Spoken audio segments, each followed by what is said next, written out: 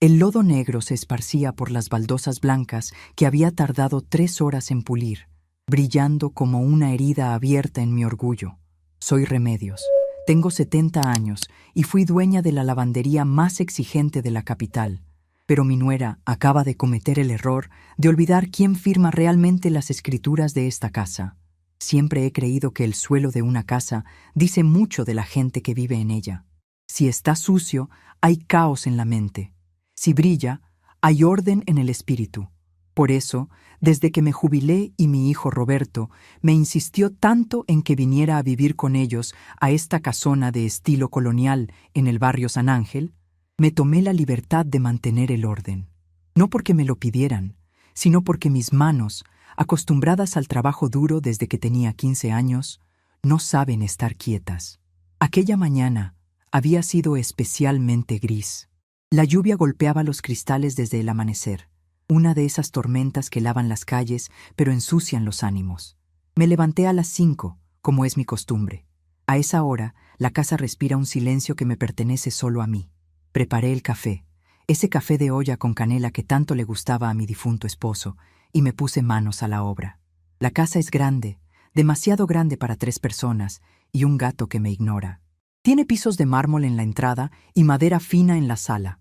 Mi nuera, Carla, siempre dice que el servicio doméstico es ineficiente, así que hace 2 meses despidió a la muchacha que ayudaba.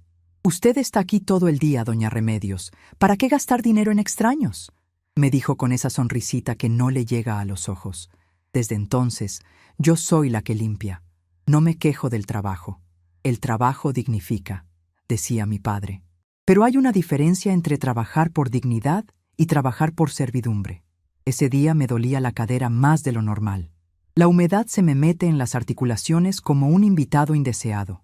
Aún así, no dejé ni una mota de polvo. Moví los sillones pesados de terciopelo verde, esos que Carla compró en una tienda de diseño italiano y que son tan incómodos como sentarse en una piedra. Limpié los zócalos con un cepillo de dientes viejo para sacar la mugre de las esquinas. Enceré la madera hasta que podías ver tu reflejo y contar tus arrugas en el suelo. A las 11 de la mañana, la casa olía a lavanda y a cera fresca. Me senté un momento en la cocina, con las manos rojas y agrietadas por el agua fría, sintiendo esa satisfacción callada del deber cumplido. Miré mis manos. Estas manos habían planchado miles de camisas, habían contado billetes hasta la madrugada para levantar mi negocio, habían cambiado los pañales de Roberto.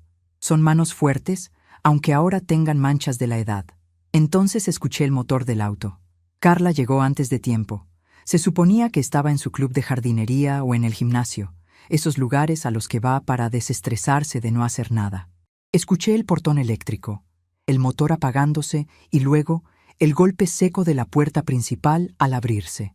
«¡Qué asco de clima!», gritó desde la entrada.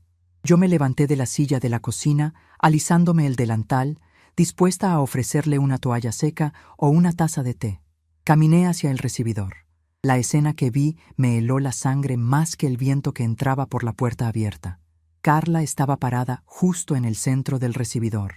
Llevaba esas botas de diseñador, altas y de suela gruesa, cubiertas de un lodo espeso, chicloso, de ese que se forma en los jardines cuando llueve a cántaros. No se había limpiado en el tapete de bienvenida. Ni siquiera había hecho el intento. Había caminado con paso firme, dejando un rastro de huellas negras y pastosas sobre el mármol blanco inmaculado que yo había terminado de pulir hacía apenas media hora. Se quedó allí, mirándose el teléfono móvil, tecleando algo con rapidez, ignorando mi presencia. «Carla», dije, con la voz suave, tratando de mantener la compostura. «Acabo de limpiar el piso. Por favor, quítate las botas en la entrada». Ella levantó la vista. Sus ojos, delineados con precisión quirúrgica, me recorrieron de arriba a abajo con una mezcla de aburrimiento y desdén. No había culpa en su mirada. No había vergüenza. Solo había arrogancia. Dio otro paso hacia adentro, arrastrando la suela a propósito, embarrando más el lodo, extendiendo la mancha como si quisiera firmar su obra de arte sobre mi trabajo. «Ay, suegra», soltó un suspiro dramático, guardando el teléfono en su bolso de marca. «No empiece con sus manías, es solo un poco de tierra». «No es manía, Carla. Es respeto. Me ha tomado toda la mañana dejar esto impecable. Ella soltó una risa corta, seca, sin alegría. Se quitó las gafas de sol, aunque afuera estaba nublado, y me miró fijamente. «Mire, doña Remedios», dijo, y su tono cambió. Ya no era casual, era afilado. «Usted se la pasa aquí encerrada todo el día. ¿Qué más tiene que hacer? No tiene vida social, no tiene amigas, no tiene nada. Limpiar es lo único que la mantiene ocupada». Sentí un calor subirme por el cuello, un calor viejo, conocido. Era el mismo calor que sentía cuando los proveedores intentaban venderme jabón de mala calidad pensando que, por ser mujer, no me daría cuenta. Pero me mantuve quieta. «Yo no soy tu empleada, Carla», dije, apretando los puños a los costados de mi delantal. Fue entonces cuando lo dijo, la frase que rompió el último hilo de paciencia que me quedaba, la frase que convirtió mi tristeza en una estrategia fría y calculadora. Carla se acercó a mí, invadiendo mi espacio personal, oliendo a perfume caro y a prepotencia. Señaló el piso sucio con un dedo de uña acrílica perfecta. «Suegra, limpie de nuevo», ordenó, vocalizando despacio como si hablara con una niña tonta. «Usted vive gratis aquí, come de nuestra comida, usa nuestra luz, se baña con nuestra agua caliente. Tiene que trabajar para desquitar lo que consume, no sea malagradecida». El mundo se detuvo por un segundo. El sonido de la lluvia desapareció. Solo escuchaba el latido de mi corazón en mis oídos. Pum, pum, pum. ¿Gratis? ¿Que yo vivo gratis aquí? Miré el lodo en el suelo. Miré su cara, satisfecha de haber puesto a la vieja en su lugar. Carla creía que esta casa era de Roberto. Roberto, mi hijo, el que nunca tuvo el valor de decirle a su esposa que la vida cómoda que llevaban no era fruto de su sueldo mediocre de arquitecto municipal, sino del patrimonio que su padre y yo construimos durante 40 años. Roberto, por vergüenza o por cobardía, le había hecho creer a Carla que la casa era suya, que la había comprado él antes de casarse. Y yo, por amor de madre, por no dejarlo mal parado, por no humillarlo frente a la mujer que él había elegido, había guardado silencio. Les permití vivir aquí. Me mudé a la habitación de huéspedes y dejé que ellos ocuparan la principal. Dejé que Carla redecorara, que tirara mis muebles viejos, que pintara las paredes de colores modernos. Pensé que era un sacrificio noble. Pensé que estaba ayudando a mi hijo a formar su familia. Pero al escucharla decir, «Usted vive gratis aquí», algo se rompió dentro de mí. No fue un estallido violento. Fue algo más parecido al clic de un candado que se cierra para siempre. «¿Que limpie de nuevo?», repetí en un susurro. «Sí, y rápido, que vienen unas amigas a tomar el té a las 4 y quiero que la casa esté presentable. Ah, y prepare unos bocadillos, de esos que le quedan bien. Pero no salga a saludar, por favor, que luego se pone a contar sus historias de la lavandería y aburre a todo el mundo». Carla dio media vuelta y subió las escaleras, dejando caer trozos de barro en cada escalón de madera. Escuché su puerta cerrarse de un portazo. Me quedé sola en el recibidor. Miré el desastre, el lodo negro sobre el blanco. Era poético, de alguna manera. Esa suciedad era la verdad saliendo a la luz. Respiré hondo. El aire olía a humedad y a la loción de Carla que flotaba en el ambiente como un gas tóxico. Me quité el delantal despacio, desatando el nudo en mi espalda con calma. Lo doblé con cuidado, alineando las esquinas, y lo dejé sobre la mesita de la entrada. No iba a limpiar. No hoy. No nunca más. Fui a mi habitación, esa pequeña pieza en la planta baja que antes era el despacho de mi marido. Cerré la puerta y me dirigí al armario. No busqué ropa. Busqué mi bolso de piel, el bueno, el que compré en un viaje a Italia hace 15 años, y que Carla siempre miraba con envidia, porque ya no se fabrican así. Me senté en el borde de la cama y saqué del fondo del armario una pequeña caja de seguridad ignífuga que guardaba debajo de una pila de mantas tejidas. Mis dedos no temblaban. Giré la combinación. Derecha, izquierda, derecha. El clic metálico sonó como un disparo en el silencio de la habitación. Dentro no había joyas ni dinero en efectivo. Había papeles, documentos con sellos oficiales, con firmas notariales, con la historia legal de mi vida. Saqué la carpeta de cuero azul marino. La abrí solo para verificar que todo estaba allí. Escritura pública número 4528. Propietaria única. Remedios García, viuda de Méndez. Pasé la mano por el papel rugoso. Recordé el día que firmamos esto. Antonio me miró y me dijo: «Esto es tuyo, Reme. Pase lo que pase, esto es tu seguridad». Él sabía que yo tenía cabeza para los negocios, mejor que él incluso. Cerré la carpeta y la metí en mi bolso. Me cambié los zapatos, me quité las zapatillas de descanso y busqué mis zapatos de tacón bajo, esos negros, lustrados, que usaba para ir al banco a negociar préstamos cuando ampliamos el negocio. Me puse mi abrigo de lana gris. Me acomodé el cabello frente al espejo y me pinté los labios de un rojo discreto. Al verme en el espejo, no vi a la suegra estorbo. No vi a la mujer que vive gratis. Vi a Remedios García, la mujer que negoció con sindicatos, que sobrevivió a 3 crisis económicas y que levantó una familia. Esa mujer había estado dormida, anestesiada por el deseo de ser una buena abuela y una madre comprensiva. Pero Carla la había despertado con un par de botas llenas de lodo. Salí de mi habitación. Pasé por el recibidor sin mirar el suelo sucio. Ignoré el lodo. Ignoré las escaleras que llevaban al reino de mi nuera. Abrí la puerta principal y salí a la calle. La lluvia había amainado un poco, quedando en una llovizna fina que refrescaba la cara. Caminé por la acera mojada. El barrio de San Ángel es bonito, con sus calles empedradas y sus casas antiguas cubiertas de bugambilias. Mis vecinos me saludaron al pasar. «Buenos días, doña Remedios. ¿Tan elegante con este clima?», me preguntó el portero del edificio de enfrente. «Tengo un trámite importante, don Jacinto», le respondí con una sonrisa que no llegó a mis ojos. «Un asunto de limpieza profunda». Caminé 2 cuadras. Mis pasos resonaban firmes sobre el pavimento. No sentía el dolor de cadera. La adrenalina es un analgésico maravilloso. Llegué a la esquina. Allí estaba. Inmobiliaria Robles Asociados. Un local con grandes ventanales donde se exhibían fotos de propiedades que valían millones. Me detuve frente a la puerta de cristal. Vi mi reflejo. Una señora mayor, bajita, con su bolso abrazado al pecho. Cualquiera pensaría que iba a pedir informes para rentar un cuartito. Nadie se imaginaría que llevaba en el bolso el poder de destruir el pequeño mundo de fantasía de mi hijo y su esposa. Empujé la puerta. Una campanilla anunció mi llegada. El interior olía a café de máquina y a ambientador de pino. Un joven con traje ajustado y peinado engominado levantó la vista desde su escritorio. Me miró con esa evaluación rápida que hacen los vendedores. ¿Tiene dinero o me va a hacer perder el tiempo? «Buenos días, señora», dijo, sin levantarse. «¿Busca rentar algo? Tenemos departamentos pequeños ideales para personas solas». Caminé hasta su escritorio y puse mi bolso sobre la superficie de cristal con un golpe seco. El sonido hizo que el joven parpadeara. «No busco rentar, jovencito», dije, y mi voz salió clara, potente, con el tono de mando que no usaba desde hacía 10 años. «Me llamo Remedios García».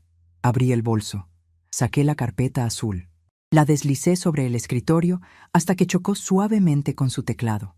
«Vengo a vender una casa», continué, mirándolo fijamente a los ojos. «Una casona en la calle Altavista, 500 metros cuadrados, acabados de lujo, pisos de mármol casi recién pulidos». El joven abrió mucho los ojos. Conocía la calle. Sabía lo que valían esas casas.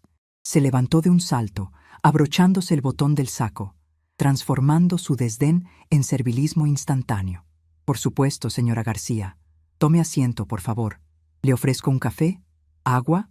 «No quiero nada», respondí, sentándome con la espalda recta. «Solo quiero que ponga el letrero de «Se vende hoy mismo». Y quiero que sea un letrero grande, muy grande». «Entiendo. ¿La casa está habitada actualmente?» Sonreí. Fue una sonrisa pequeña, fría. «Sí, está habitada por unos ocupantes precarios, pero no se preocupe por eso. El contrato dice que la dueña soy yo, y yo decido cuándo se cierra el negocio». Mientras el joven empezaba a teclear frenéticamente en su computadora, miré hacia la calle a través del ventanal. Me imaginé a Carla arriba, probándose ropa para su té con las amigas, pensando que yo estaba abajo, de rodillas, limpiando su lodo. No tenía idea de que, con cada tecla que pulsaba este muchacho, el suelo bajo sus pies estaba a punto de desaparecer mucho más rápido de lo que ella había ensuciado el mío. ¿Tiene prisa por vender, señora García?, preguntó el agente. Toda la prisa del mundo, contesté. Digamos que quiero hacer una limpieza general antes de que termine la semana. El agente asintió, impresionado por mi determinación. Yo acaricié la carpeta de cuero. Se acabó la abuela sumisa. Remedios había vuelto al negocio. Y el negocio, esta vez, era la justicia. El joven agente inmobiliario, cuyo gafete decía Ernesto, asesor senior, a pesar de que no parecía tener edad ni para afeitarse, tecleaba con una velocidad que me mareaba. Yo permanecía sentada frente a él, con las manos cruzadas sobre mi bolso, observando cómo sus ojos se movían de un lado a otro de la pantalla. Podía ver el reflejo de los números en sus anteojos. Números grandes, números que cambian vidas. Señora García, dijo finalmente, deteniendo el repiqueteo de sus dedos y girando el monitor hacia mí. Tengo que ser honesto con usted. No sé si está al tanto de la situación actual del mercado en San Ángel, pero hizo una pausa dramática. Yo no parpadeé. No vengo a que me dé clases de economía, jovencito. Vengo a vender. ¿Cuánto? Ernesto carraspeó, intimidado por mi tono. Acomodó la corbata y señaló una cifra en la pantalla. Considerando la ubicación, los metros cuadrados de terreno y la construcción estilo colonial, estamos hablando de una propiedad prime. Si la ponemos al mercado hoy, con la plusvalía de la zona, podríamos pedir 25 millones de pesos, y probablemente se vendería en una guerra de ofertas. Me quedé en silencio. 25 millones. Mi difunto esposo, Antonio, y yo compramos ese terreno cuando San Ángel todavía tenía calles de tierra y los burros pasaban cargando leña. Nos costó sudor y lágrimas pagar cada letra de la hipoteca con lo que sacábamos de la lavandería. Yo sabía que la casa valía dinero, pero escuchar esa cifra en voz alta, dicha con tanta naturalidad, hizo que algo vibrara en mi pecho. ¿25? Pregunté, manteniendo la voz neutra. Mínimo. Podría ser más si los acabados están tan bien como dice. Asentí lentamente, mientras Ernesto imprimía unos formularios y hablaba sobre comisiones y exclusividad. Yo miraba por la ventana. 25 millones de pesos. Y mi nuera me echaba en cara el agua caliente y la luz que gastaba. La ironía era tan grande que casi me dio risa, pero una risa amarga, de esas que raspan la garganta. Carla se paseaba por mi casa como si fuera la reina de Inglaterra, humillándome por un plato de comida, sin saber que caminaba sobre una mina de oro que solo necesitaba mi firma para detonar. Necesito ver las escrituras originales y su identificación oficial para iniciar el expediente, dijo Ernesto, sacándome de mis pensamientos. Saqué los documentos de la carpeta azul. Al hacerlo, mis dedos rozaron algo duro en el fondo del bolso. Era mi vieja calculadora Casio, esa gris, pesada, con las teclas gastadas por años de sumar facturas y nóminas en la lavandería. No sé por qué la había metido ahí, quizás por instinto. La saqué y la puse sobre el escritorio de cristal. Ernesto la miró extrañado. «Es mi amuleto», dije, encendiéndola. La pantalla de cristal líquido parpadeó con un cero negro y nítido, para asegurarme de que las cuentas siempre cuadren. Mientras el muchacho revisaba los sellos notariales, empecé a sumar mentalmente. Con ese dinero, no solo podía comprarme un departamento de lujo donde nadie me mandara a limpiar. Podía viajar, podía invertir, podía hacer lo que se me diera la regalada gana. Pero entonces, Ernesto dijo algo que cambió el juego. «Señora García, veo aquí una nota marginal en la escritura. Usted tiene un usufructo vitalicio sobre una propiedad comercial anexa. ¿Un local en la calle de atrás?» Me quedé helada. El antiguo local de la lavandería. Cuando cerramos el negocio, rentamos el local a una cadena de cafeterías gringas. Roberto se encargaba de cobrar esa renta. Él me había dicho hace años que el contrato se había terminado y que el local estaba vacío, que no generaba nada, que los impuestos se comían todo. Por eso yo dependía de ellos para mis gastos personales. ¿Anexa?, pregunté, sintiendo un nudo en el estómago. Sí, aquí aparece vinculado. Y según el sistema catastral, Ernesto tecleó de nuevo. Ese local está activo y al corriente de pagos. De hecho, está rentado a una franquicia muy conocida. El contrato de arrendamiento está a nombre de Roberto Méndez. El aire se me escapó de los pulmones. Roberto, mi hijo, mi sangre. No solo me habían hecho creer que vivía de caridad en mi propia casa. Mi hijo había estado cobrando la renta de mi local comercial, mi jubilación, mi seguridad, y se lo había estado guardando todo este tiempo. Mientras yo pedía dinero para mis medicinas o para comprarme un par de medias, él se estaba embolsando miles de pesos mensuales que legalmente eran míos. ¿Está segura de que quiere vender la casa con el local incluido?, preguntó Ernesto, ajeno a la tormenta que acababa de desatar en mi interior. Porque el flujo de efectivo del local aumenta el valor considerablemente. Miré la calculadora. Mis dedos, viejos pero sabios, volaron sobre las teclas. Renta estimada de esa zona, por 10 años, más intereses. La cifra que apareció en la pantalla de la Casio me dio ganas de vomitar. Me habían robado. No extraños, no el gobierno, mi propio hijo y su esposa. Él con su silencio cómplice, ella con su descaro. Me habían convertido en una sirvienta en mi propio reino, financiando sus lujos con mi propio dinero mientras me hacían sentir una carga. Véndalo todo, dije, con una voz que sonó como el crujido de una rama seca. Todo, la casa, el local, el jardín y hasta la sombra de los árboles. Lo quiero todo en efectivo y lo quiero rápido. Ernesto sonrió, oliendo su comisión.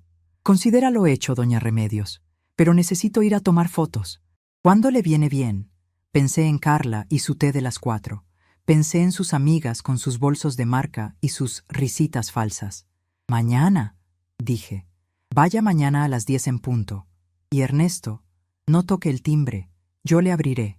Quiero que lleve el letrero de «Se vende», más grande que tenga. Salí de la inmobiliaria con el contrato preliminar doblado en mi bolso, junto a la calculadora. Ya no llovía, pero el cielo seguía encapotado, gris plomo, como mi humor. Caminé de regreso a casa, pero esta vez no iba mirando el suelo para no tropezar. Iba con la cabeza alta, mirando las copas de los árboles, respirando el aire húmedo de la tarde. Durante el trayecto me permití sentir, no rabia, eso vendría después. Sentí una profunda decepción. Recordé a Roberto de niño, agarrado a mi falda mientras yo atendía a los clientes en la lavandería. «Mamá, cuando sea grande te voy a comprar un castillo», me decía. Yo trabajé turnos dobles para pagarle la carrera de arquitectura. Le di todo. Y él me pagó con mentiras. Me pagó dejándome ser la burla de su esposa. Me detuve en un parque cercano a la casa. Me senté en una banca de hierro forjado, ignorando que estaba mojada. Saqué un pañuelo y me limpié una lágrima solitaria que se había escapado por el rabillo del ojo. «Qué tonta fuiste, Remedios», me dije a mí misma. Por no querer ser la suegra metiche, te volviste la suegra tapete. Había confundido amor con sumisión. Había creído que ceder el control era la mejor manera de mantener la paz familiar. Pero la paz basada en mentiras no es paz, es una tregua tramposa. Me habían subestimado. Carla veía a una vieja que solo servía para limpiar el lodo. Roberto veía a una madre anciana que no entendía de finanzas. Se olvidaron de quién era yo. Se olvidaron de que antes de ser la abuela, fui la patrona. Se olvidaron de que yo negocié con sindicatos de transportistas cuando ellos ni siquiera habían nacido. Se olvidaron de que yo sé cómo sacar las manchas más difíciles, y la traición es una mancha que se quita con cloro puro. Me levanté de la banca. Mis articulaciones dolían, pero el dolor me recordaba que estaba viva. Miré hacia la calle Altavista. Veía los techos de teja de mi casa a lo lejos. Ya no era su casa. Nunca lo fue. Era mi activo, mi capital, y estaba a punto de liquidarlo. Al llegar al portón, vi que había varios autos estacionados afuera. Mercedes, BMW, camionetas grandes y brillantes. Las amigas de Carla ya habían llegado. Escuché risas provenientes del jardín interior. Abrí la puerta con mi llave. El recibidor seguía sucio. Las huellas de lodo de Carla se habían secado, convirtiéndose en costras grises sobre mi mármol. Nadie lo había limpiado. Por supuesto que no. Estaban esperando a que la sirvienta regresara. Caminé hacia la cocina. Sobre la isla de granito había bandejas de pastelería fina, compradas, no hechas en casa. Había botellas de champán abiertas. ¡Remedios! La voz de Carla resonó desde la sala. chillona y demandante. ¿Ya llegó? Se nos acabó el hielo. Entré a la sala. La escena parecía sacada de una revista de sociales de mala muerte. 5 mujeres de edades indefinidas gracias al Botox, sentadas en mis sillones, con copas en la mano. Carla estaba en el centro, presidiendo la reunión como una reina en su trono. Al verme entrar, con mi abrigo gris y mi bolso viejo, se hizo un silencio incómodo. Las amigas me miraron con esa lástima disfrazada de simpatía que la gente rica reserva para los pobres y los viejos. «Ah, aquí está», dijo Carla, rodando los ojos. «Chicas, ella es mi suegra, doña Remedios. Le presento a mis amigas del club». «Buenas tardes», dije. Mi voz no tembló. Fue seca, cortante. «Suegra, por favor, sea un ángel y tráiganos más hielo. Y si puede, pase un trapo por la entrada, que a Marisa casi le da un infarto con tanta tierra». Las mujeres soltaron risitas nerviosas. Miré a Carla. Realmente me veía, pero no me observaba. Veía un mueble más, una herramienta. No veía a la dueña de todo lo que la rodeaba. No sabía que el techo bajo el que se cobijaba ya tenía precio. No sabía que el dinero que gastaba en ese champán era robado de mi cuenta. En ese momento, el contraste entre lo que ella creía y lo que yo sabía era abismal. Ella creía tener el poder porque era joven, porque gritaba, porque tenía al marido de su lado. Yo tenía el poder porque tenía la ley, el dinero y ahora la verdad. Sonreí. Fue una sonrisa genuina, la primera en mucho tiempo. «Con gusto, Carla», dije. «Ahorita mismo me encargo de todo. De la limpieza profunda». Di media vuelta y fui a la cocina. No busqué hielo. Fui directamente al cajón donde guardábamos las herramientas. Saqué una cinta métrica. Regresé al recibidor, donde estaban las huellas de lodo. Me arrodillé, pero no para limpiar. Extendí la cinta métrica y empecé a medir el ancho de la entrada. Necesitaba saber si el escritorio de caoba que planeaba llevarme a mi nuevo departamento cabría por la puerta sin rayarse. «¿Qué hace, señora?», preguntó una de las amigas de Carla, que había salido al baño y me vio en el suelo. «Midiendo, hija», respondí sin levantar la vista. «Midiendo los tiempos». Me levanté, guardé la cinta en mi bolsillo y me dirigí a mi habitación. Cerré la puerta con seguro. El ruido de la fiesta se escuchaba amortiguado, lejano. Me senté en mi escritorio y saqué de nuevo la calculadora Casio y una libreta de notas que tenía guardada desde hacía años. Empecé a escribir. No era una lista de compras, era un plan de batalla. 1. Inventario. Marcar qué muebles son míos, casi todos los de valor real, las antigüedades que Carla despreciaba y guardó en la bodega. 2. Mudanza. Llamar a Transportes González. El viejo González ya murió, pero su hijo sigue con el negocio y me debe favores. 3. Cuenta bancaria. Ir mañana a primera hora al banco a abrir una cuenta nueva, solo a mi nombre, donde Ernesto depositará la seña de la venta. 4. El golpe final. Esperar a que Ernesto llegue mañana con el letrero. Miré el reloj. Eran las 5 de la tarde. Roberto llegaría a las 7. Normalmente, a esta hora yo ya tendría la cena en el horno, su ropa planchada y sus pantuflas listas. Hoy no. Hoy la cocina estaba fría. Saqué mi teléfono celular, un modelo sencillo que Roberto me había dado para emergencias. Busqué en la agenda. Tenía pocos números. Marqué el de la oficina de Roberto. «Arquitecto Méndez, buenas tardes», contestó su secretaria. «Hola, Lupita. Soy la mamá de Roberto». «Doña Remedios». «Qué milagro. ¿Quiere que le pase al arquitecto? ¿Está en una reunión?» «No, no lo interrumpas, hija. Solo quería dejarle un recado. Dile que hoy no voy a hacer cena. Que se compren algo por ahí». «Ah, claro, señora. ¿Está usted bien?» «Mejor que nunca, Lupita. Dile que estoy haciendo inventario». Colgué. Sentí una descarga de adrenalina. Era un gesto pequeño, insignificante para el mundo, pero gigante para mí. Era la primera vez en 10 años que no cumplía con mi deber. Me recosté en la cama, con los zapatos puestos, abrazando mi bolso. Escuchaba los tacones de Carla arriba, yendo y viniendo. Imaginé que el piso bajo sus pies se volvía transparente, frágil como el cristal. Mañana, a las 10 de la mañana, Ernesto tocaría a la puerta. Mañana, el letrero de «Se vende» se clavaría en el jardín delantero, justo en medio de las hortensias premiadas de Carla. Mañana, el mundo de fantasía de mi hijo y mi nuera colapsaría, pero esta noche, dormiría tranquila. Porque por fin, después de tanto tiempo de oscuridad, las cuentas empezaban a cuadrar, y el resultado final iba a ser a mi favor. Cerré los ojos y escuché la lluvia empezar a caer de nuevo. Esta vez no me pareció triste.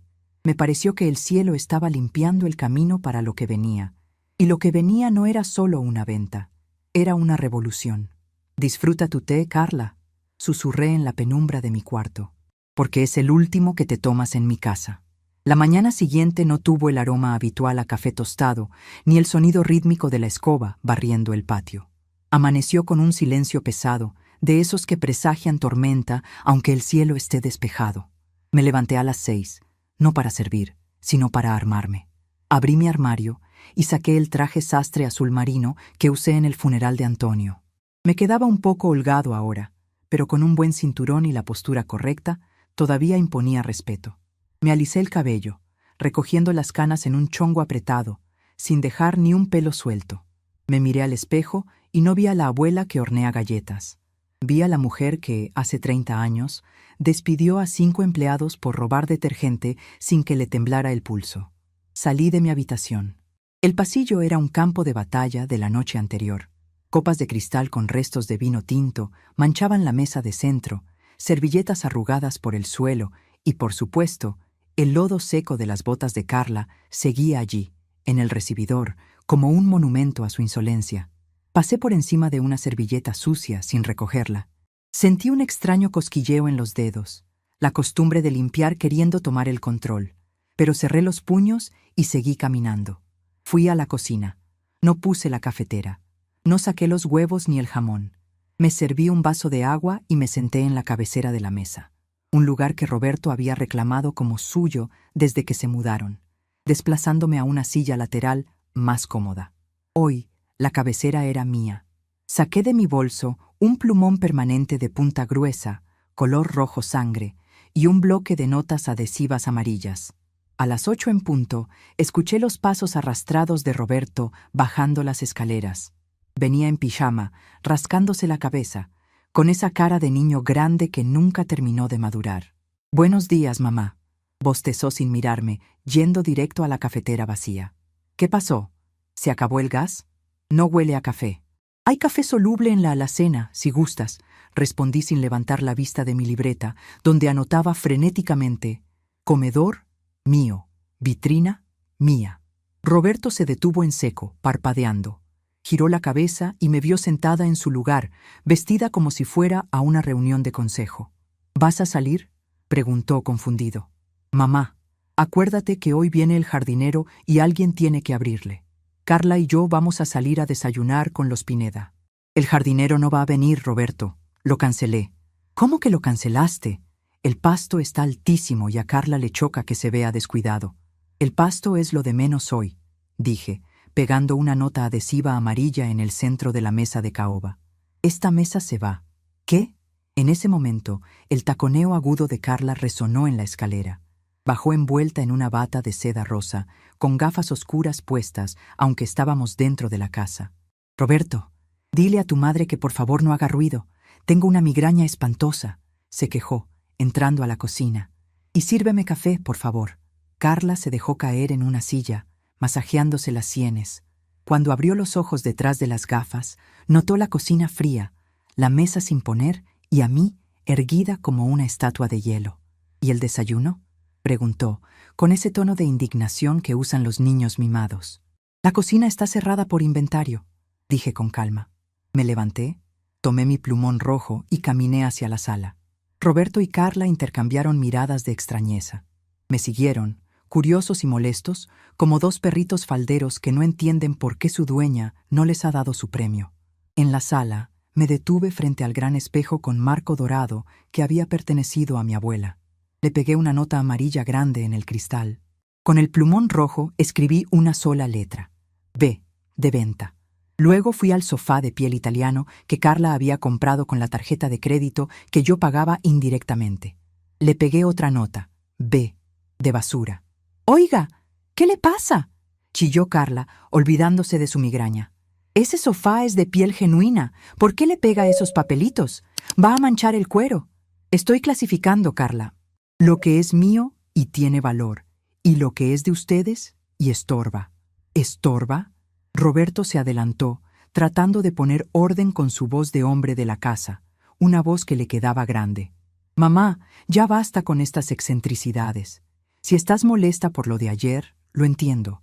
Carla fue un poco ruda con lo del lodo, pero no es para que te pongas así. Anda, quítate ese traje, ponte tu bata y vamos a calmarnos. Te preparo un té. Lo miré. Miré a mi hijo de 45 años, tratando de manipularme con condescendencia. No quiero té, Roberto, y no estoy molesta, estoy ocupada. En ese instante, el timbre de la puerta sonó. 2 toques secos, profesionales. Miré mi reloj de pulsera. 10 en punto. Ernesto era puntual. Eso me gustaba. ¿Quién es?, preguntó Carla, alarmada, ajustándose la bata. No esperamos a nadie. Roberto, no abras, estoy en fachas. Ignoré sus gritos y caminé hacia la puerta principal. Pasé de nuevo junto al lodo seco. Esta vez lo vi como lo que era, la prueba del delito, la evidencia que justificaba mi sentencia. Abrí la puerta de par en par.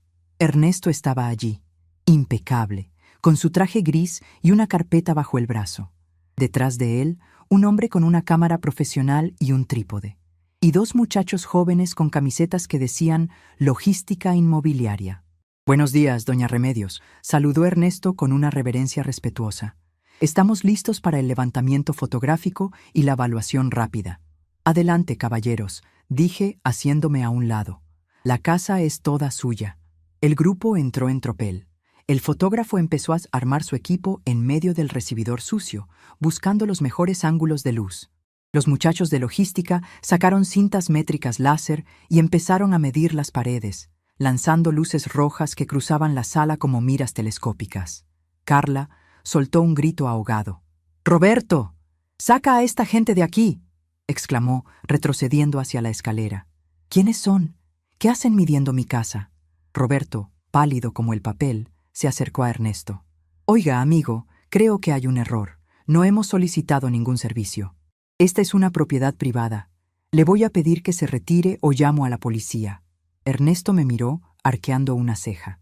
Yo asentí levemente. «Disculpe, señor», dijo Ernesto con voz suave pero firme, sacando un documento de su carpeta. «Tengo una orden de venta firmada por la propietaria legal, la señora Remedios García. Estamos procediendo con el inventario para el listado inmediato». «¿Venta?». La palabra salió de la boca de Roberto como un globo desinflándose. «¿Venta de qué?». Carla bajó 2 escalones, con los ojos desorbitados. «¿De qué está hablando este tipo, Roberto?». «Dile que esta es nuestra casa». Me acerqué a ellos. Me paré justo en el centro, entre los extraños que medían mi patrimonio y la familia que lo había parasitado. «No, Carla», dije, y mi voz resonó en el techo alto, clara y potente. «Esta nunca fue tu casa.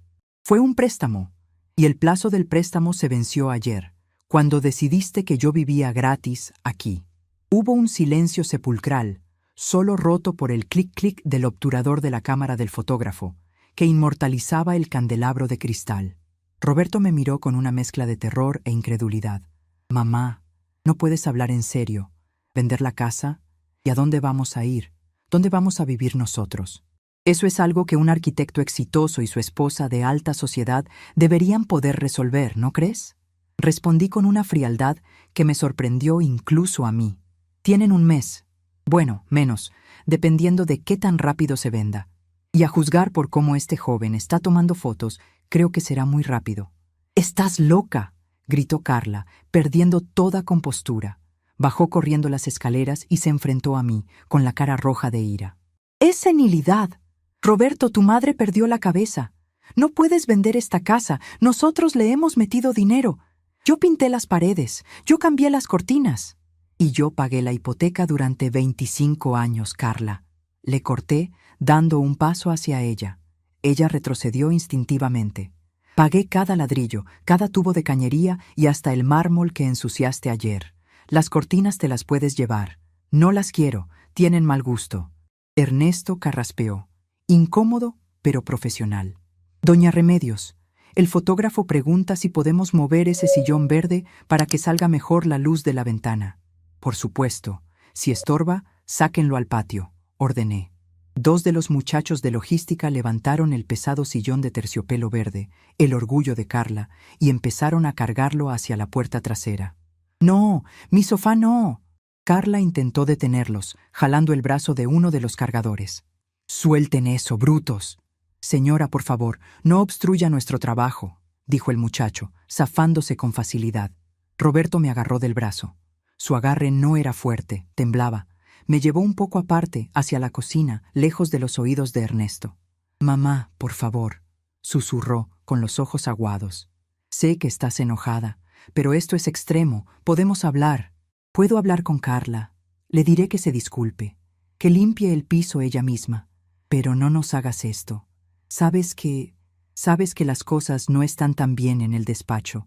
No tengo liquidez para una mudanza ahora». Lo miré a los ojos. Vi el miedo real ahí, pero también vi el cálculo. Estaba preocupado por su comodidad, no por mi dignidad. «¿No tienes liquidez, Roberto?», pregunté, bajando la voz a un susurro peligroso. Qué extraño. Porque según mis cuentas, el local de la lavandería, ese que está a tu nombre para administrarlo, ha estado generando una renta mensual de 40,000 pesos desde hace 5 años. Roberto se quedó petrificado. El color desapareció de su rostro tan rápido que pensé que se desmayaría. Abrió la boca para decir algo, pero no salió ningún sonido, solo un graznido patético. «Sí, hijo, lo sé», continué, disfrutando de ver cómo se le caía la máscara. «Sé que está rentado a la franquicia de café. Sé que has estado cobrando mi dinero mientras yo te pedía para mis medicinas. Así que no me hables de liquidez. Tienes dinero. Mi dinero. Mamá, yo te lo iba a explicar. Es que lo invertimos en...». «No me expliques nada», le solté el brazo con asco. «Guárdate las explicaciones para tu esposa cuando se entere de que su marido, rico, le ha estado robando a su madre anciana». Regresé a la sala. Carla estaba llorando histéricamente en una esquina, mientras el fotógrafo le pedía amablemente que se moviera porque salía en el encuadre de la chimenea. «Ernesto», llamé a la gente. «¿Trajo lo que le pedí?». «Sí, doña Remedios, está en la camioneta. Póngalo, ahora mismo». Salimos todos al jardín delantero. La lluvia había cesado, pero la tierra seguía húmeda. Ernesto hizo una señal y uno de sus ayudantes trajo un letrero enorme, metálico, con letras rojas brillantes sobre fondo blanco. Carla y Roberto salieron detrás de nosotros, como sonámbulos viendo una pesadilla en tiempo real. El ayudante buscó un lugar blando en la tierra. Eligió, con una puntería que pareció divina, el centro exacto del macizo de hortensias azules que Carla cuidaba más que a su propia salud. Clac, clac, clac. El sonido del martillo golpeando el poste de madera resonó en toda la calle Altavista. 3 golpes secos. El letrero se irguió orgulloso, aplastando las flores bajo su peso. «Se vende. Trato directo. Oportunidad única». Los vecinos empezaron a asomarse por las ventanas. El portero de enfrente, don Jacinto, salió a la banqueta y me saludó con la mano, sorprendido. Yo le devolví el saludo con una inclinación de cabeza, digna, soberana. Me giré hacia mi nuera y mi hijo. Estaban parados en el porche, pequeños, insignificantes bajo la sombra de mi casa. «Carla», dije, señalando el letrero, «ahora sí tienes trabajo de verdad. Tienes que mantener la casa impecable para las visitas. Empiezan mañana a las 9. Y te sugiero que limpies ese lodo del recibidor antes de que llegue el primer cliente. Dicen que la primera impresión es la que cuenta». Tomé mi bolso, saqué mis gafas de sol y me las puse, aunque estaba nublado. «Voy al banco», anuncié. «Tengo que abrir una cuenta donde depositar mi dinero. Una cuenta individual. No me esperen para comer». Caminé hacia la calle, dejando atrás el caos que había orquestado. Escuché a Carla gritarle a Roberto, un grito agudo y lleno de reproches, preguntando qué demonios estaba pasando con el dinero de la lavandería. Sonreí. La bomba había detonado. Y yo estaba caminando lejos de la explosión, sin ni una sola mancha de hollín en mi traje sastre. El miedo había cambiado de bando y se sentía maravillosamente bien. El letrero de Se vende brillaba bajo el sol de la mañana como una herida roja en el jardín perfecto de mi nuera. No habían pasado ni 24 horas y la calle Altavista ya parecía un desfile de curiosos. Autos bajaban la velocidad. Señoras paseando perros se detenían a cuchichear. Y lo que era peor para el ego de Carla, sus amigas del club pasaban fingiendo mirar hacia otro lado, pero con los ojos clavados en el anuncio metálico que aplastaba las hortensias. Yo observaba todo desde la ventana de la sala, con una taza de té de manzanilla en la mano. El té estaba caliente, reconfortante, y por primera vez en años no me lo había tenido que tomar a las corridas para ir a planchar una camisa. El teléfono de la casa no paraba de sonar. Al principio, Carla corría a contestar, arrancando el cable casi de la pared, gritando que era un error, que la casa no estaba en venta, que era una broma de mal gusto de una anciana senil. Pero después de la 10ª llamada, simplemente lo desconectó, tirando el aparato sobre el sofá con frustración. Esto es una pesadilla. La escuché murmurar, paseándose de un lado a otro del recibidor, todavía en bata, a las 11 de la mañana. Roberto, haz algo. Tu madre nos está humillando frente a todo San Ángel. Roberto estaba sentado en la escalera, con la cabeza entre las manos. Se veía 10 años más viejo que ayer. Su traje de arquitecto, ese que siempre llevaba impecable gracias a mis cuidados, hoy lucía arrugado. No había ido a trabajar. Supongo que es difícil diseñar edificios cuando los cimientos de tu propia vida se están desmoronando. No puedo hacer nada, Carla, respondió él con voz pastosa. La casa es suya. Los papeles están en orden. Pues inhabilitada, chilló ella, girándose hacia mí con los ojos inyectados en sangre. La declaramos incompetente. Decimos que tiene demencia. Sonreí y le di un sorbo a mi té. Inténtalo, querida, dije con suavidad. Pero te advierto que mi abogado, el licenciado Torres, tiene grabaciones de seguridad de la notaría de ayer donde me veo muy lúcida firmando el poder de venta.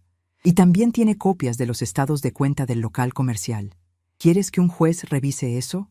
La mención del local comercial fue como un golpe físico.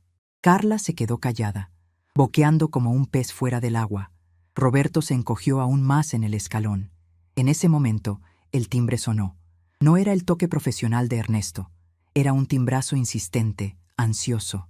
Me ajusté el chal sobre los hombros y caminé hacia la puerta. Carla intentó bloquearme el paso. «No vas a abrir», siseó. «No voy a dejar que entren extraños a mi casa». «Tu casa», repetí, paladeando la ironía. «Carla, si no te quitas, le diré a las visitas que la sirvienta está un poco alterada hoy. Y créeme, tengo cara de ser muy convincente». Ella dudó un segundo, el suficiente para que yo girara la perilla. Al abrir, me encontré con una mujer alta, elegante, vestida con un traje sastre color crema que costaba más que todo el guardarropa de mi nuera. Detrás de ella, Ernesto sonreía con esa sonrisa de tiburón que huele sangre fresca. «Buenos días, doña Remedios», saludó Ernesto. «Le presento a la señora Patricia Domínguez. Está muy interesada en la propiedad. Vio el letrero hace media hora y canceló todas sus citas para venir». La señora Domínguez me extendió una mano manicurada, pero firme. Manos de mujer de negocios, no de mujer florero. «Un placer, señora García. Ernesto me dice que usted es la propietaria única. Me encantan los tratos directos.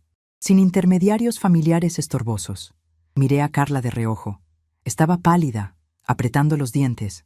La señora Domínguez ni siquiera la miró. Para ella, mi nuera era parte del mobiliario, y uno de mal gusto. «Pase usted, doña Patricia», dije haciéndome a un lado. «Disculpe el desorden en la entrada. Tuvimos un pequeño accidente con lodo ayer que todavía no se ha terminado de limpiar». Carla soltó un bufido indignado y subió las escaleras corriendo, sus tacones resonando como martillazos de derrota. El recorrido por la casa fue una sinfonía de humillaciones para mi hijo y su esposa. Yo guiaba a la compradora, señalando las virtudes de la construcción: los techos altos, la madera de cedro, los ventanales. Ernesto iba detrás, asintiendo y tomando notas. Roberto se había refugiado en la cocina, incapaz de enfrentar la realidad. Cuando llegamos a la recámara principal, la puerta estaba cerrada. «Esta es la habitación máster», dije, poniendo la mano en el pomo. Tiene vista al jardín y un baño con jacuzzi. Intenté abrir, pero estaba con seguro. «Está ocupado», gritó Carla desde adentro. La señora Domínguez arqueó una ceja, mirándome con curiosidad. «Disculpe», dije, sin perder la compostura.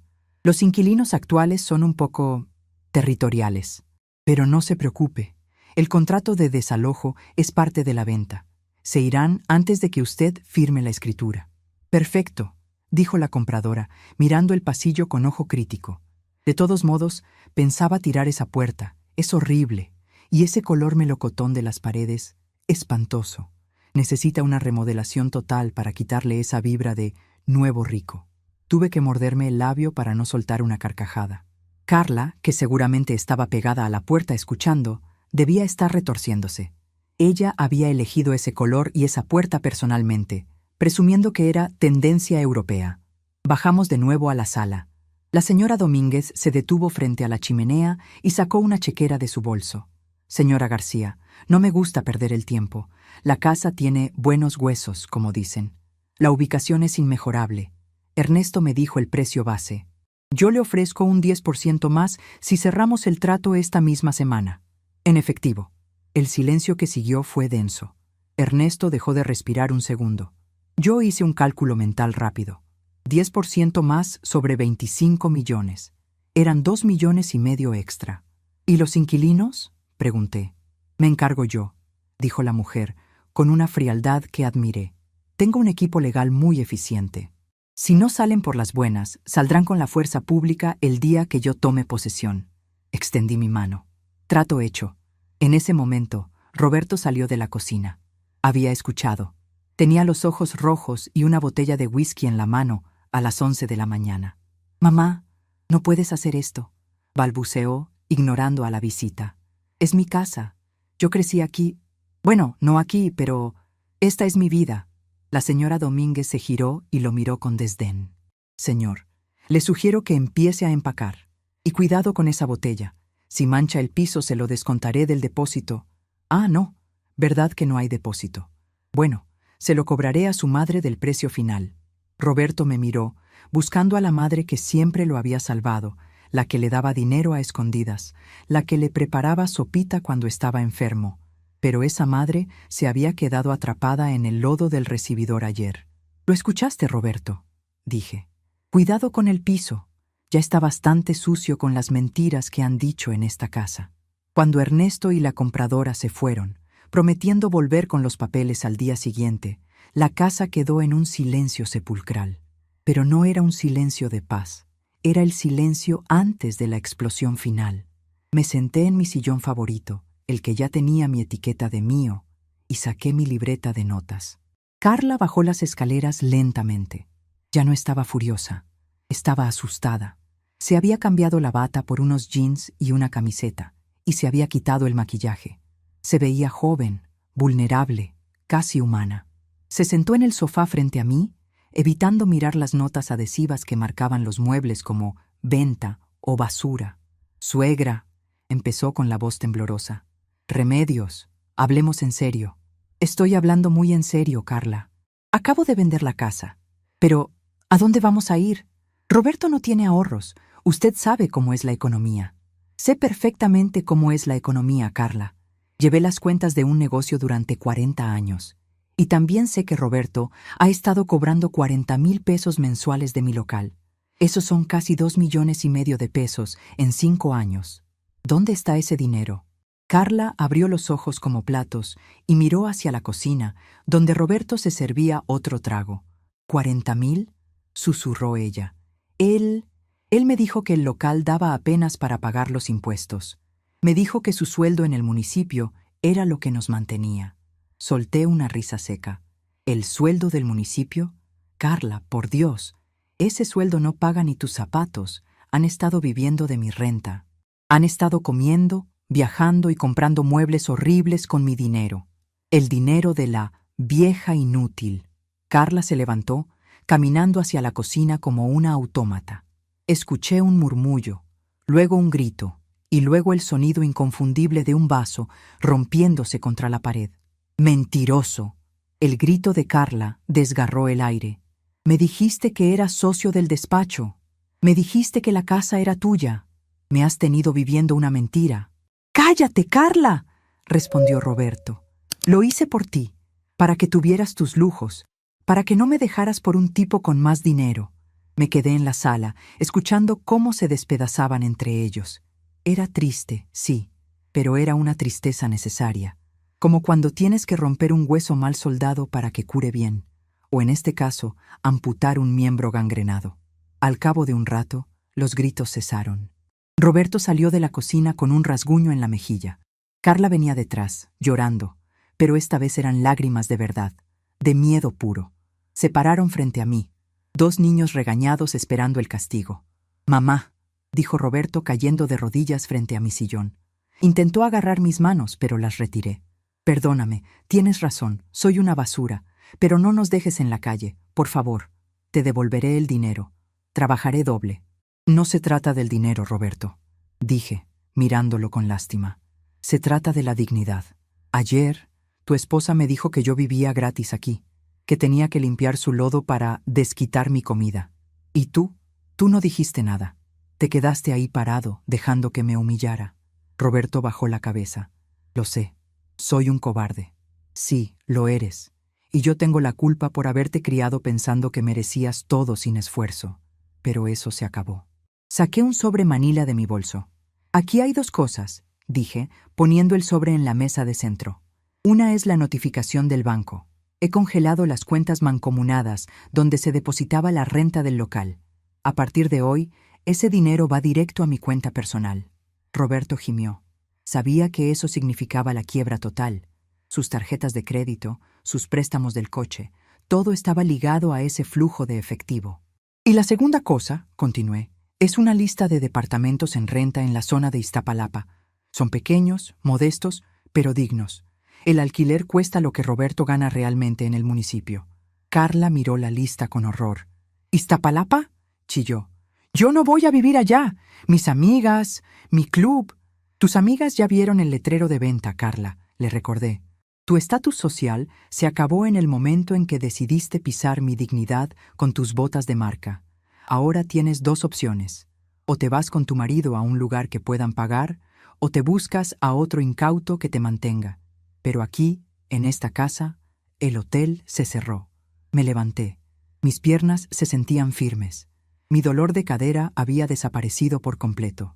«Tienen 3 semanas para desalojar antes de que la señora Domínguez tome posesión. Y les sugiero que empiecen a vender cosas. Ese sofá verde, por ejemplo. Quizás les den unos pesos por él en el mercado de pulgas». Caminé hacia la cocina. Tenía hambre. Abrí el refrigerador. Estaba lleno de comida gourmet que Carla compraba. Quesos franceses, paté, vino. Saqué un paquete de jamón serrano y un buen queso manchego. Tomé una botella de vino tinto que Roberto guardaba para ocasiones especiales. Me preparé un plato. Me serví una copa. Regresé al comedor. Roberto y Carla seguían en la sala, paralizados, mirando el sobre manila como si fuera una bomba de tiempo. Me senté a la cabecera de la mesa. La nota adhesiva amarilla que decía «mío» seguía ahí. La despegué con cuidado y la pegué en mi copa de vino. «Provecho», dije en voz alta, alzando la copa hacia ellos. Fue entonces cuando sonó el teléfono celular de Carla. Lo había dejado en la mesa. La pantalla se iluminó. Era un mensaje de voz en el altavoz, probablemente activado por error o por el destino. Era la voz de Marisa, la presidenta de su club de jardinería. «Carla, querida, qué pena lo que me contaron. Dicen que tu suegra está vendiendo la casa y que ustedes están en la quiebra. Ay, nena, con razón nunca pagabas la cuota completa del club. Oye, vamos a tener que pedirte que dejes la tesorería del grupo, ya sabes, por imagen». Besitos. La cara de Carla se transformó. Se puso roja, luego morada, luego blanca. La humillación social, lo único que realmente le importaba, había llegado. Se dejó caer en el suelo, sollozando sin consuelo, abrazando sus rodillas. Roberto la miró, pero no se acercó a consolarla. Me miró a mí, y por primera vez en su vida vi respeto en sus ojos. Miedo, sí, pero también respeto. Se dio cuenta de que la anciana que limpiaba no era un mueble viejo. Era el pilar que sostenía el techo sobre sus cabezas, y al quitarme, El techo se les había venido encima. Comí mi jamón con calma, saboreando cada bocado. El vino estaba delicioso. Tenía un sabor a roble, a frutos rojos y a victoria. Miré por la ventana hacia el jardín. El letrero de «Se vende» seguía ahí, firme. Mañana vendría el camión de la mudanza para llevarse mis cosas. Mis verdaderas cosas, mis recuerdos, mis libros, mi ropa.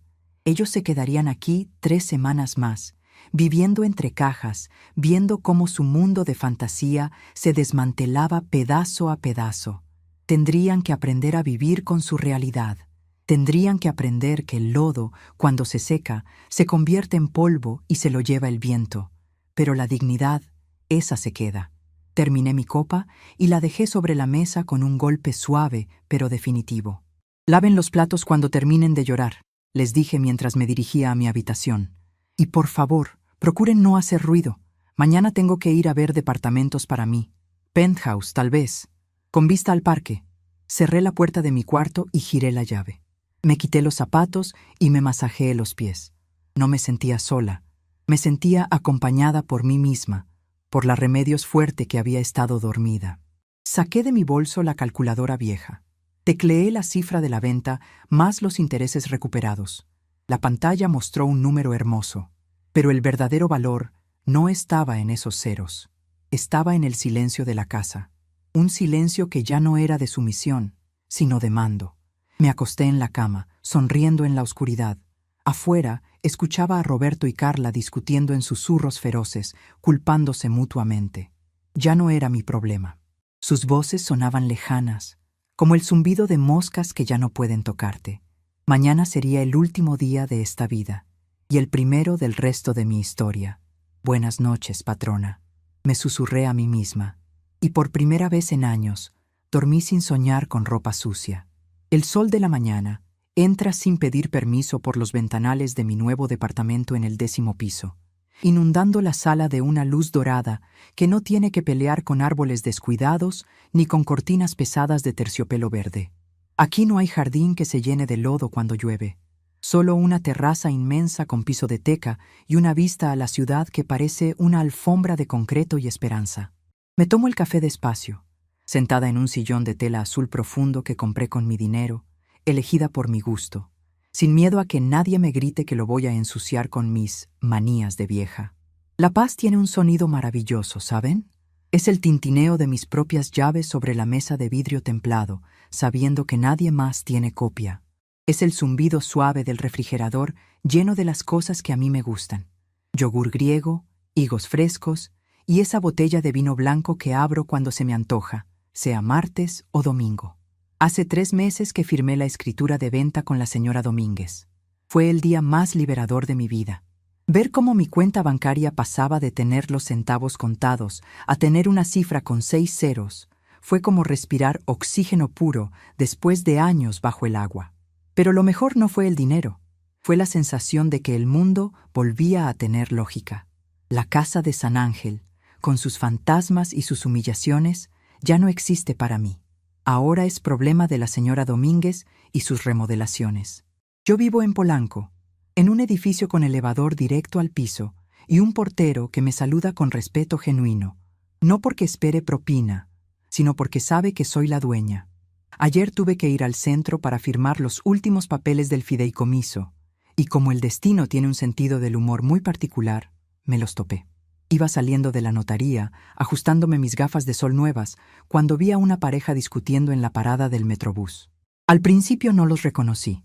Él llevaba un traje que le quedaba un poco grande, brilloso en los codos por el uso, y cargaba una mochila desgastada en lugar de su portafolios de cuero italiano. Ella, bueno, Carla era otra persona. Ya no llevaba esas botas de diseñador que dejaban huella en mi vida. Llevaba unos tenis genéricos, de esos que venden en el supermercado, y el cabello recogido en una coleta simple, sin rastro de tinte costoso ni tratamientos de queratina. Estaban contando monedas para el pasaje. Me detuve un momento, oculta tras una columna de cantera. Podría haber seguido de largo, podría haber fingido que no los conocía, pero la curiosidad pudo más.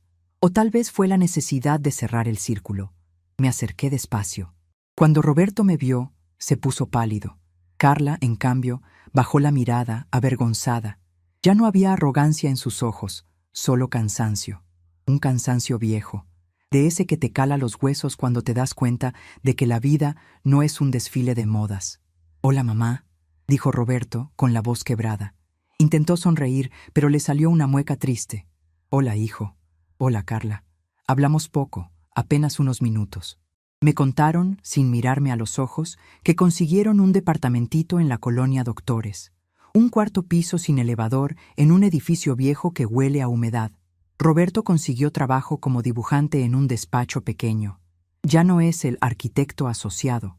Ahora es el que hace los planos que nadie quiere hacer. Y Carla está vendiendo postres por internet. «Es difícil, suegra», me dijo ella, mirando sus manos. Sus uñas, antes largas y acrílicas, ahora estaban cortas, al ras, con restos de harina y chocolate. Amasar cansa mucho los brazos. Y la gente es muy exigente, quieren todo barato y rápido. A veces siento que no me da la vida. Casi me río. Quería decirle, «¿Te cansa? Imagínate limpiar 300 metros cuadrados de mármol de rodillas». Pero me contuve. No hacía falta leña del árbol caído. La vida, esa maestra estricta que yo intenté evitarles con mi dinero y mi silencio, por fin les estaba dando las lecciones que se saltaron en el recreo.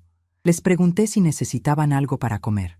Roberto negó con la cabeza, intentando mantener un gramo de dignidad, pero Carla asintió levemente. Saqué de mi bolso 2 billetes de 500 pesos y se los di a ella. «Para los materiales de tus postres, Carla, no para lujos. Y guarda el cambio, que el dinero cuesta mucho ganarlo». Se quedaron allí, parados en la acera, viendo cómo me subía a un taxi de sitio seguro. No se veían felices, claro que no, pero por primera vez en años se veían reales. Estaban aprendiendo a sobrevivir sin parásitos, y aunque suene duro, eso es lo mejor que pude haber hecho por ellos, dejar que se cayeran para que aprendieran a levantarse solos. Pero mi transformación no se quedó solo en darles una lección a ellos o en comprarme muebles bonitos. Con el dinero de la venta y los retroactivos de la renta que recuperé, sí, cobré hasta el último centavo que Roberto me había escondido. Sentí que tenía una deuda pendiente, no con mi familia, sino con mi gremio, con las mujeres que trabajan duro y que nadie ve. Busqué a las antiguas empleadas de mi lavandería. Esas mujeres que plancharon hombro a hombro conmigo durante décadas, respirando vapor y aguantando calores infernales. Muchas ya estaban jubiladas, viviendo con pensiones miserables.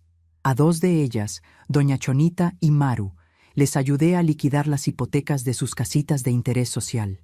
Lloraron abrazadas a mí en la sala de mi nuevo departamento. «No tenía por qué hacerlo, doña Remedios», me decía Chonita, secándose las lágrimas con su rebozo. «Usted siempre fue justa, pero esto es un milagro». «No es un milagro, Chona», le respondí, sirviéndole té en mis tazas finas. «Es justicia. Ustedes me ayudaron a construir ese patrimonio. Si yo como bien, ustedes también». Y no paré ahí. Con la ayuda de Ernesto, el muchacho de la inmobiliaria, que resultó ser más listo y honesto de lo que parecía, abrí un pequeño fideicomiso. Fundación Remedios. No es nada gigante. No voy a salir en las portadas de revistas de caridad. Es una oficina pequeña en el centro donde damos asesoría legal gratuita a personas mayores. Contraté a 2 abogados jóvenes, recién egresados y con ganas de comerse al mundo, para que ayuden a abuelos que, como yo, firmaron papeles sin leer, o que tienen propiedades intestadas, o que están siendo abusados financieramente por sus propios hijos. Ver las caras de esas personas cuando recuperan sus escrituras o cuando logran sacar a un inquilino abusivo me llena más que cualquier banquete de lujo. Me veo en ellos. Veo el miedo, la vergüenza de admitir que tu propia sangre te está traicionando. Y poder decirles, no estás solo y no estás loco. Tienes derechos. Es la mejor medicina para mi alma. Me he convertido en una especie de leyenda urbana en el barrio. Me dicen la patrona de los abuelos. Me da risa, pero en el fondo me gusta. A veces, cuando cae la tarde y el sol tiñe de naranja los edificios de la ciudad, me quedo mirando el horizonte y pienso en la Remedios de hace unos meses. La Remedios que limpiaba lodo de rodillas, la que pedía perdón por estorbar. No la odio. Me da ternura. Me dan ganas de viajar en el tiempo, abrazarla y decirle: despierta, mujer. Eres una leona durmiendo en el tapete del gato. Creyó que el amor de madre significaba borrarse a sí misma para que sus hijos brillaran. Qué equivocada estaba. Para que un árbol dé buena sombra, el tronco tiene que estar firme, no podrido. Si te dejas consumir, al final no sirves ni para leña. Aprendí que la dignidad no se negocia ni con la sangre, y que el respeto no se pide con voz bajita, se exige con hechos contundentes. Mis manos siguen teniendo manchas de la edad, sí. La artritis me visita los días de lluvia, recordándome que soy mortal. Pero mis manos ya no huelen a cloro ni a tristeza. Ahora huelen a crema de lavanda cara y a la tinta de los cheques que firmo para mis propias causas. Recuperé mi nombre. Durante años fui la suegra, la abuela, la viuda de Méndez. Ahora soy Remedios García, solo Remedios. Y ese nombre me suena a música. He descubierto que la soledad no es mala cuando es elegida. Tengo amigas nuevas, mujeres de mi edad que conocí en el parque y en la fundación. Vamos al teatro, tomamos café, criticamos las novelas y nos reímos de nuestros achaques. Nadie compite con nadie. Nadie presume bolsas de marca. Presumimos que todavía podemos caminar, que tenemos la mente clara y que somos dueñas de nuestro tiempo. Mañana salgo de viaje. No es una huida, es una celebración. Me voy a Oaxaca con este grupo de amigas. Vamos a probar mezcal, a comer mole negro y a comprar artesanías sin regatear ni un peso, pagando lo justo a los artesanos, porque ahora sé lo que vale el trabajo manual. Antes de cerrar la maleta, fui a mi escritorio y abrí el cajón de arriba. Allí, sobre una libreta de piel, descansa mi vieja calculadora Casio, la gris, la pesada. Ya no la necesito para sumar centavos ni para calcular si me alcanza para el gas, pero me gusta tenerla cerca. Es mi amuleto. Es el recordatorio de que las cuentas de la vida siempre se ajustan al final, si tienes el valor de presionar la tecla de total. Miro por la ventana de mi penthouse. Las luces de la Ciudad de México empiezan a encenderse una a una, como millones de pequeñas estrellas bajadas a la tierra. Carla y Roberto deben estar llegando a su departamento en la Doctores, cansados, tal vez discutiendo sobre qué cenar con el poco dinero que tienen. Ojalá encuentren paz. Ojalá aprendan que el amor se construye, no se compra. Yo me sirvo la última copa de vino de la noche. Brindo con mi reflejo en el cristal. Salud, Remedios, me digo a mí misma. Lo hiciste bien. La vida no se acaba a los 70 años. A veces, apenas empieza cuando te atreves a sacudirte el lodo de los zapatos. Tomas tu bolso y caminas con la frente en alto hacia donde se te dé la regalada gana. Y yo, por fin, estoy caminando hacia mi propio sol.